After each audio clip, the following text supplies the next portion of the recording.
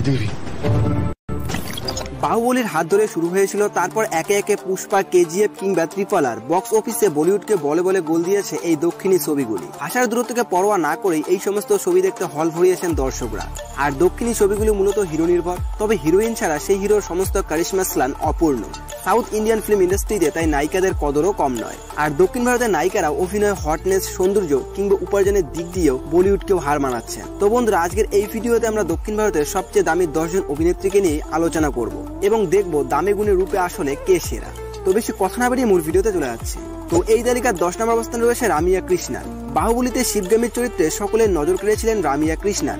দক্ষিণী ফিল্ম ইন্ডাস্ট্রিতে তার বিশাল কদর, তার অভিনয়ের দক্ষতা দেশের কোণে কোণে প্রশংসিত হয়েছে। আর তিনি এক একটি ছবির জন্য 1.5 থেকে 2 কোটি টাকা নিয়ে থাকেন।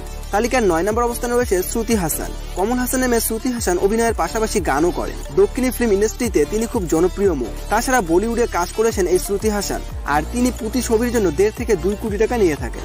8 নম্বর অবস্থানে রয়েছে কৃতি সুরেশ। তামিল, তেলুগু, মালয়ালম ছবিতে একচেটিয়া ভাবে কাজ করেছেন কৃতি সুরেশ। কৃতি সুরেশ এক একটি ছবির জন্য 2 থেকে 3 কোটি টাকা নিয়ে থাকেন।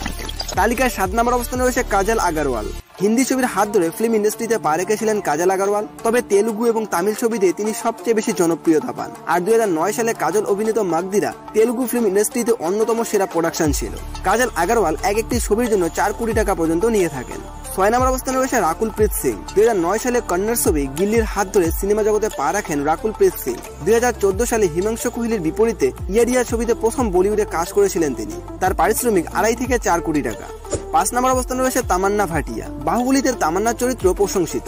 মূলত তেলুগু এবং তামিল ছবিতে কাজ করেন তিনি। তাছাড়া বিভিন্ন ওয়েব সিরিজ এবং হিন্দি সিনেমাতেও কাজ করেছেন। আর তিনি এক একটি ছবি বা ওয়েব সিরিজে কাজ করার জন্য পারিশ্রমিক হিসেবে 4 থেকে 5 কোটি টাকা নিয়ে থাকেন। 4 নম্বর অবস্থানে রয়েছে আনুষ্কা শেট্টি। দক্ষিণী ফিল্ম ইন্ডাস্ট্রির অন্যতম দামি নায়িকা আনুষ্কা শেট্টি। বাহুবলী ছবিতে তার অভিনয় দেশের কোনা কোনা থেকে প্রশংসা কুড়িয়েছিল। দেবসেনা চরিত্রে অভিনীত আনুষ্কাকে মনে রেখে দিয়েছেন সিনেমা প্রেমীরা। দক্ষিণের আনুষ্কা এক একটি ছবিতে অভিনয়ের জন্য 3 থেকে 4 কোটি টাকা নিয়ে থাকেন। 3 নম্বর অবস্থানে রয়েছে রশ্মিকা মান্ডানা। বলিউডের রশ্মিকাও বেশ পরিচিত মুখ। পুষ্পা ছবিতে আল্লু অর্জুনের বিপরীতে তার অভিনয় নজর কেড়েছে। দেশ জুড়ে জনপ্রিয়তা পেয়েছেন রশ্মিকা। তিনি বর্তমানে জাতির ক্রাশ নামে বেশি পরিচিত। আর রশ্মিকা এক একটি ছবির জন্য পারিশ্রমিক নিয়ে থাকেন 4 থেকে 5 কোটি টাকা। আর এই তালিকার 2 নম্বর অবস্থানে রয়েছে সামান্থা রুথ প্রভু। দক্ষিণী এই অভিনেত্রী বলিউডেও বেশ পরিচিত মুখ। পুষ্পা ছবিতে তার ও আন্তাফা আইটেম ডান্সে চমকে গিয়েছিল পুরো দেশ। সামান্থা নাচে তালে তালে কোমর দুলিয়েছেন কাশ্মীর থেকে কন্যাকুমারী। সামান্থা এক একটি ছবির জন্য 5 থেকে 8 কোটি টাকা নিয়ে থাকেন।